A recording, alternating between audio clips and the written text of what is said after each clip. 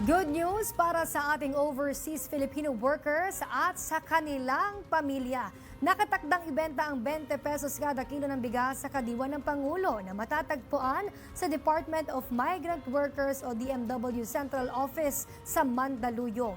Ito ay sa pagtutulungan ng Department of Agriculture at Department of Migrant Workers. Isang patunay lamang ng pagpapalawak ng sakop ng programa ng pamahalaan.